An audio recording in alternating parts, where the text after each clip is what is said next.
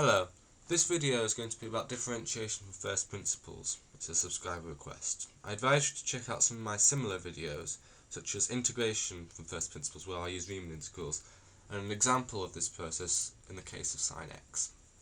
Okay, so I'm going to do a demonstration for a straight line first. So imagine the vertical direction as being a sort of y-axis and then the horizontal is an x-axis.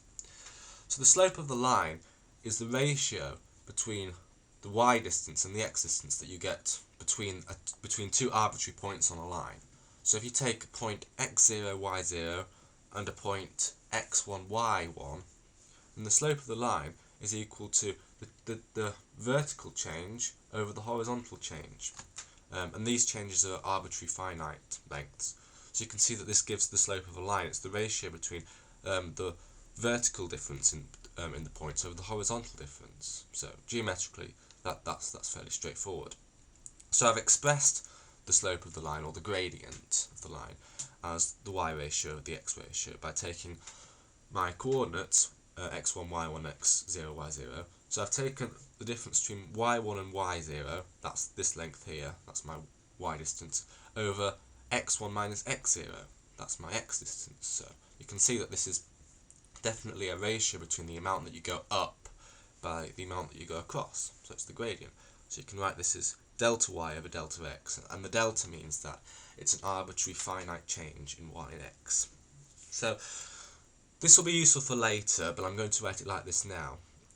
F of x is obviously the function y equals cx, where c is a constant. So this is just a line. So it's going to be, I suppose you could have mx plus c, so there could be a constant term in there as well. But the point is that the function of x is some sort of straight line. So in this case, f of x is going to be a y equals f of x is going to be an mx plus c type graph. So it might seem a little bit pointless to write it like this, but it will be useful for later.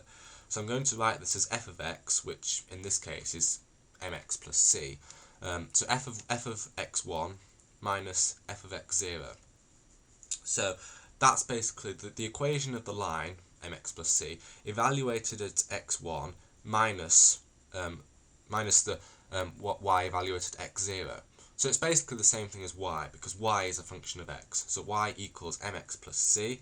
So the function of the line at x1, so mx plus c evaluated at x1 minus it at x0. So you can see that this is going to be the y coordinates, because we're taking x and we're applying the function, we're applying a linear function to it. So x becomes y, x becomes y, x becomes mx plus c. So f of x is just another way of thinking of y.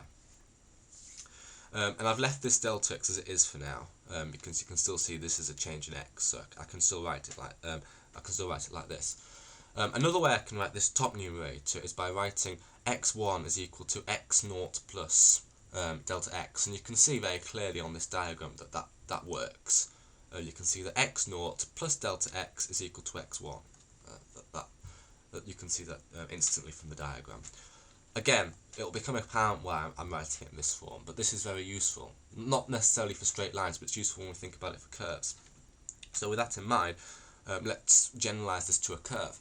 So for a curve, you can apply a very similar principle. You can take an arbitrary point here and an arbitrary point here, and draw the same triangle where you take an arbitrary change in y over an arbitrary change in x. And I've actually done that. I've used this form of the gradient here, and I said that the gradient is equal to this. It's exactly the same as what I did for the straight line. Now you'll notice that I've put approximately equal here, because you can see that the gradient of this line here is not equal to the gradient at this point here. My ideal aim is to work out the gradient at the instantaneous gradient at this point, and you can see it's not the same as this line. It's similar, but it's not the same. Now, the way to make it the same is to make this triangle smaller and smaller and smaller, to make the triangle as small as possible. So what I want to do is make my delta x as small as possible. So this is equal to the gradient of the ratio of the y over the x for this triangle. So to make the triangle as small as possible, I can make the x, the delta x here, as small as I possibly can. So the triangle will get smaller and smaller and smaller, and the gradient will become closer and closer to what the instantaneous gradient is at this point. So that's what I've done. I said I've taken a limit as delta x tends to 0 of this thing here. Now I've written here that this is just for completeness, but I've written here that that's exactly the same as saying that the limit of x1 minus x0 tends towards 0. So I'm saying that the difference between these 2 points tends towards 0 as well. So eventually you get incredibly close. These 2 points get so incredibly close that the gradient is basically the same at them. That's the entire point. So the triangle becomes infinitely small. So that's what I'm saying there. So when you write it like this, sometimes delta x is defined as h. H is sort of an infinitesimal change in x instead of delta x, which is a finite change in x. So that's sometimes defined as h.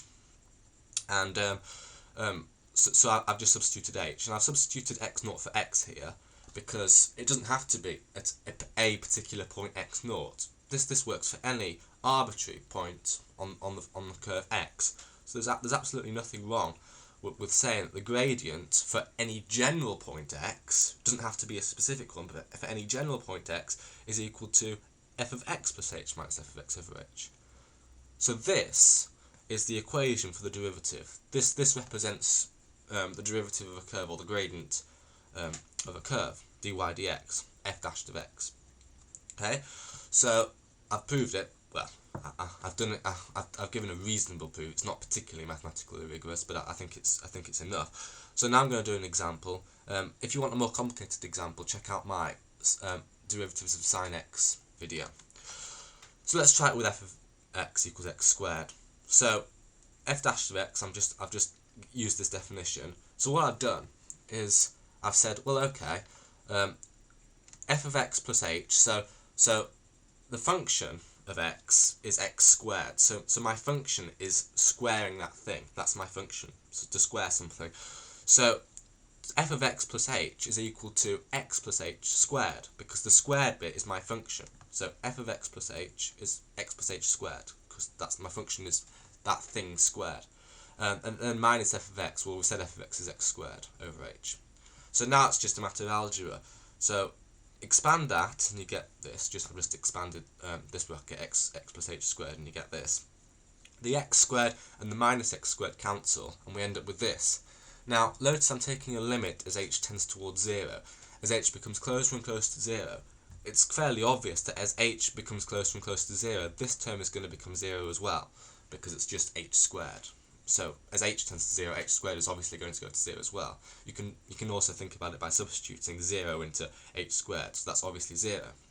And you're left with 2xh over h, and you'll see that the h's cancel.